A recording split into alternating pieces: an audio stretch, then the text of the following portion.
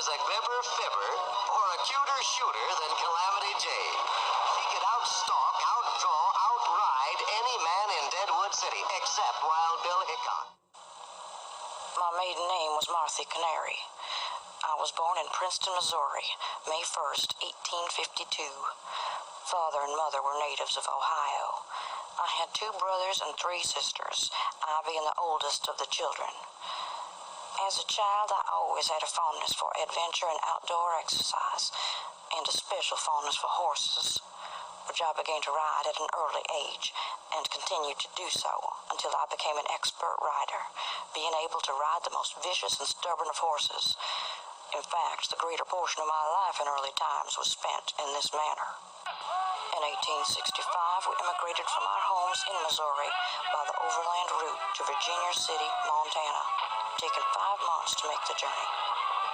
While on the way, the greater portion of my time was spent in hunting, along with the men and hunters of the party. In fact, I was at all times with the men when there was excitement and adventures to be had. By the time we reached Virginia City, I was considered a remarkable good shot and a fearless rider for a girl of my age. I remember many occurrences on the journey from Missouri to Montana. Many times in crossing the mountains, the conditions of the trail were so bad that we frequently had to lower the wagons over ledges by hand with ropes, for they were so rough and rugged that horses were no use. We also had many exciting times fording streams, for many of the streams in our way were noted for quicksands and boggy places, where, unless we were very careful, we would have lost horses and all. Then we had many dangers to encounter in the way of streams swelling on account of heavy rains. On occasions of that kind, the men would usually select the best places to cross the streams. Myself, on more than one occasion, had mounted my pony and swam across the stream several times, merely to amuse myself, and have had many narrow escapes from having both myself and pony washed away to certain death. But as the pioneers of those days had plenty of courage, we overcame all obstacles and reached Virginia City in safety. Mother died at Blackfoot, Montana, 1866, where we buried her. I left Montana in spring of 1866 for Utah, arrived at Salt Lake City during the summer, remained in Utah until 1867, where my father died, then went to Fort Bridger, Wyoming Territory, where we arrived May 1st, 1868, then went to Piedmont, Wyoming with UP Railway, joined General Custer as a scout at Fort Russell, Wyoming in 1870, and started for Arizona for the Indian Campaign. Up to this time, I had always worn the costume of my sex. When I joined Custer, I donned the uniform of a soldier. It was a bit awkward at first, but I soon got to be perfectly at home in men's clothes. I was in Arizona up to the winter of 1871, and during that time, I had a great many adventures with the Indians. For as a scout, I had great many dangerous missions to perform, and while I was in many close places, I always succeeded in getting away safely. For by this time, I was considered the most reckless and daring rider, and one of the best shots in the western country.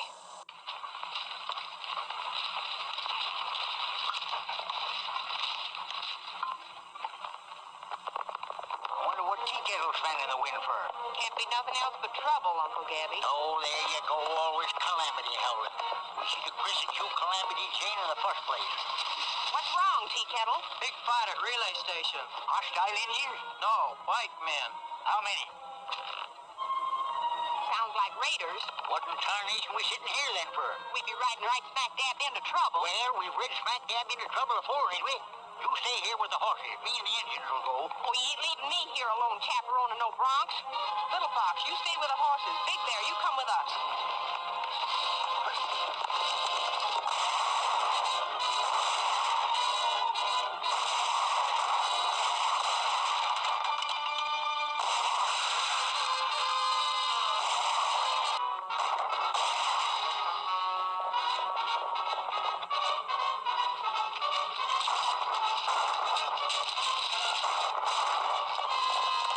Look.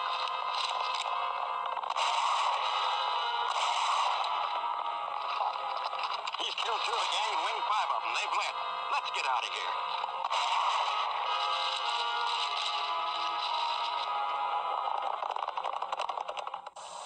After that campaign, I returned to Fort Sanders, Wyoming. Remained there until spring of 1872, when we were ordered out to the Muscle Shell or Nursey Percy Indian outbreak. In that war, Generals Custer, Miles, Terry, and Crook were all engaged. This campaign lasted until fall of 1873. It was during this campaign that I was christened Calamity Jane. It was on Goose Creek, Wyoming, where the town of Sheridan is now located. Captain Egan was in command of the post.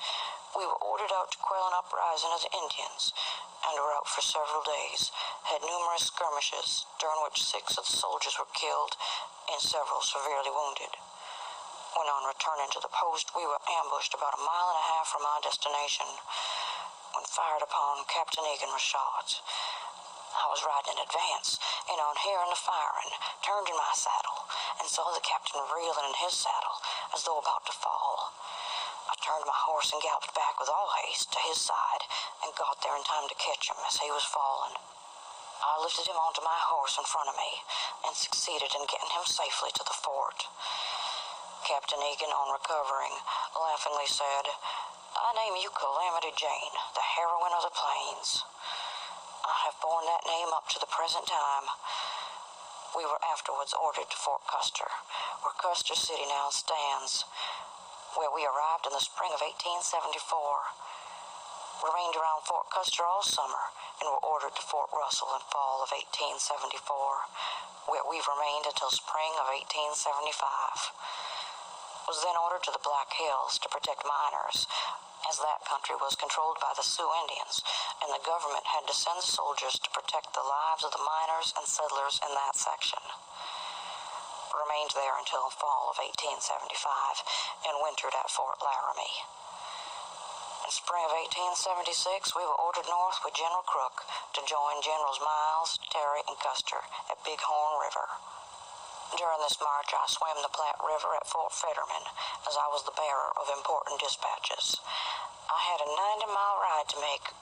Being wet and cold, I contracted a severe illness and was sent back in General Crook's ambulance to Fort Fetterman, where I lay in the hospital for 14 days.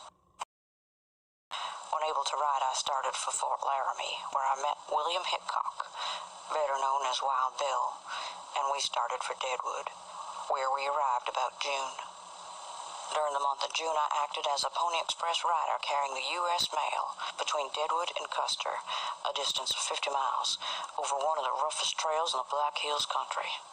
as many of the riders before me had been held up and robbed of their packages, mail, and money that they carried. For that was the only means of getting mail and money between these points. It was considered the most dangerous route in the hills, but as my reputation as a rider and quick shot was well known, I was molested very little, for the toll gatherers looked on me as being a good fellow, and they knew that I never missed my mark. I made the round trip every 2 days, which was considered pretty good riding in that country. Remained around Deadwood all that summer, visiting all the camps within an area of 100 miles. My friend, Wild Bill, remained in Deadwood during the summer, with the exception of occasional visits to the camps. On the 2nd of August, while sitting at a gambling table in the Bell Union Saloon in Deadwood, he was shot in the back of the head by the notorious Jack McCall, a desperado. I was in Deadwood at the time, and on hearing of the killing, made my way at once to the scene of the shooting and found that my friend had been killed by McCall. I at once started to look for the assassin and found him at Shirley's butcher shop and grabbed a meat cleaver and made him throw up his hands. Through the excitement on hearing of Bill's death, having left my weapons on the post of my bed. He was then taken to a log creek and locked up, well secured as everyone thought. But he got away and was afterwards caught at Fagan's Ranch on Horse Creek on the old Cheyenne Road, and was then taken to Yankton, Dakota, where he was tried, sentenced, and hung. I remained around Deadwood, locating claims, going from camp to camp until the spring of 1877, where one morning I saddled my horse and rode towards Crook Creek. I had gone about 20 miles from Deadwood, at the mouth of White Hood Creek, when I met the overland mail running from Cheyenne to Deadwood. The horses on a run about 200 yards from the station. Upon looking closely, I saw they were pursued by Indians. The horses ran to the barn as was their custom.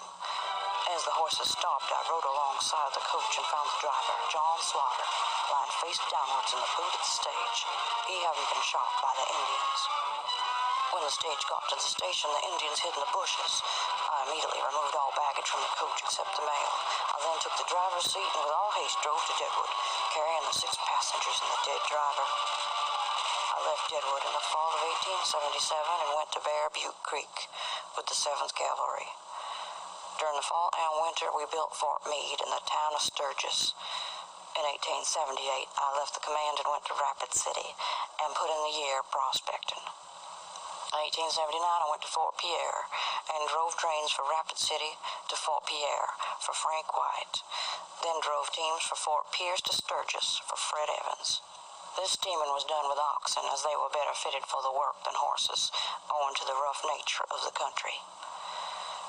In 1881, I went to Wyoming and returned in 1882 to Miles City and took up a ranch on the Yellowstone, raising stock and cattle.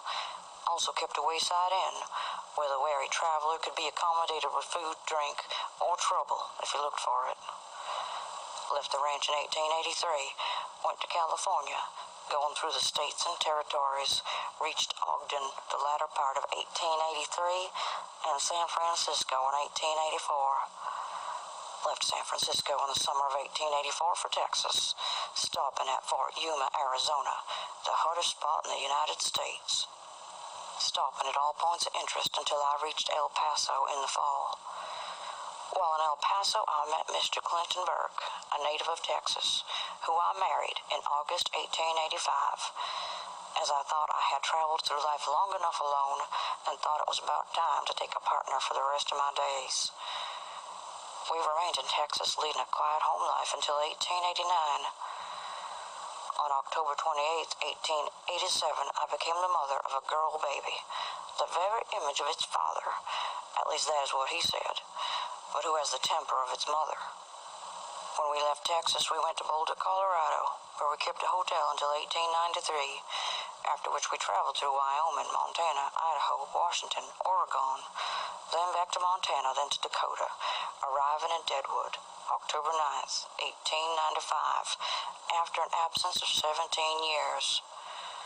My arrival in Deadwood after an absence of so many years created quite an excitement among my many friends of the past, to such an extent that a vast number of the citizens who had come to Deadwood during my absence, who had heard so much of Calamity Jane and her many adventures in former years, were anxious to see me. Among the many whom I met were several gentlemen from eastern cities who advised me to allow myself to be placed before the public in such a manner as to give the people of the eastern cities an opportunity of seeing the woman scout who was made so famous through her daring career in the West and Black Hill countries. An agent of Cole and Middleton, the celebrated museum man, came to Deadwood through the solicitation of the gentlemen whom I met there, and arrangements were made to place me before the public in this manner. My first engagement began at the Palace Museum, Minneapolis, January 20th, 1896, under Cole and Middleton's management. Hoping that this little history of my life may interest all readers, I remain, as in the older days, yours, Mrs. M. Burke, better known as Calamity Jane.